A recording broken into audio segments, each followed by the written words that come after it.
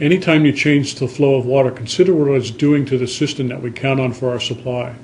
Nozzles on hose lines that are shut quickly will cause a water hammer that is generally caught by the relief valve of the engine, but controlling water that is coming from the distribution system is a different story. Always control the valve you are opening and closing by gripping it with both hands, being prepared for it to snap open or closed. Open and close hydrants, hose fittings, and pumper controls slowly and smoothly. Get to know your system and the people that run it. Take a tour of the pump stations, the treatment facility. Find out what kind of emergency power they have, where auxiliary valves are that may be located that will increase flow or a reserve amount of water. Learn the areas in your response district that have flow problems and have a plan for incidents in these areas. The source of water in your fire district should be near the front of your mind. If you work in a rural area that has a limited number or no hydrants, pre-established drafting locations are important. Furthermore, the amount of time needed to establish a water supply and the amount that can be moved to the scene quickly and safely will dictate the type of attack your department is able to mount. Conversely, if you work in an area that has a great distribution system with hydrants close together, consider how much water is kept in reserve. Can you mount a large caliber fire attack and sustain it for over 4 hours, 6 hours, 12 or 24 hours? Or perhaps there are 1 million gallons of water in reserve, but the distribution system consists of old 4-inch lines that are half full of sediment running through your town. It may be adequate for the daily use of the consumer, but it might not provide adequate supply should you need a large quantity of water for a shorter period of time. Any municipal water district will have a map of its distribution system. Acquire one and learn where the strengths and weaknesses are. Look for those areas that have dead-end hydrants in them and have a plan for what to do in a major emergency. While you might not see many wooden mains in too many areas anymore, it is common to find small distribution lines in older sections of many towns. And these older sections of towns may be the area prone to a significant event should a fire occur. Knowing the layout of the mains in your area may be the key to mounting an effective fire attack. In a simple loop, both of the criteria are met: 1 inflow and outflow, and 2 pass between inflow and outflow points.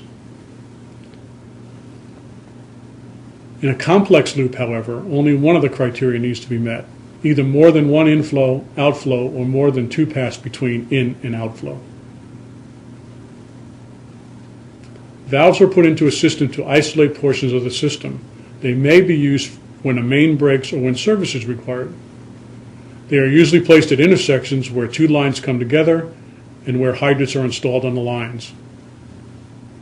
Valves are divided into 2 groups, indicating and non-indicating. Indicating valves provide a visual cue as to the position of the valve.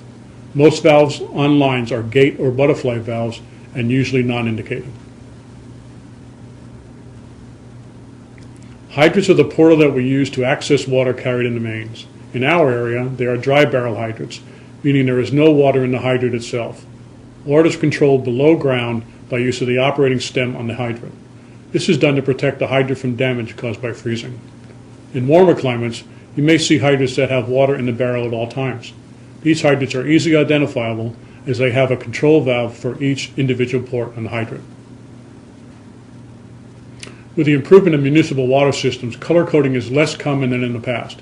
However, your organization may still use color coding similar to what is described, or even slightly different. If the fire service is allowed to access a private water supply system for a private occupancy, the fire department needs to know the abilities and limitations of that system. Standpipes and hose systems in a building are a great tool to get water to the fire quickly. However, they must be in good working order with no damage, no obstructions, and all equipment in place. The time to ensure their operability is during occupancy inspections. In addition to ensuring their operability, company inspections will help the fire department personnel become familiar with the location of the equipment and to gain confidence in the ability to function. The hose lines and Class II hose cabinets are not designed to be used by firefighters, but rather by occupants of the building. They are known as first aid devices intended to slow or extinguish an incipient fire, buying time for occupants to escape and firefighters to arrive. There are two techniques for determining flow, capacity, and duration of water supply. The most visible difference is in the appearance of a system. A pipe schedule system will have larger piping being overbuilt to ensure adequate flow. A hydraulically designed system will have piping that is of minimal size to provide adequate flow. Summary. Water remains the most common extinguishing agent for firefighters because it is plentiful and easy to move. However, knowing the principles that restrict our ability to move water and how to overcome these principles will allow us to deliver more water with fewer resources. Understanding the in-place systems and how they operate will allow firefighters to ensure that they perform the function of which they were designed to protect life and property.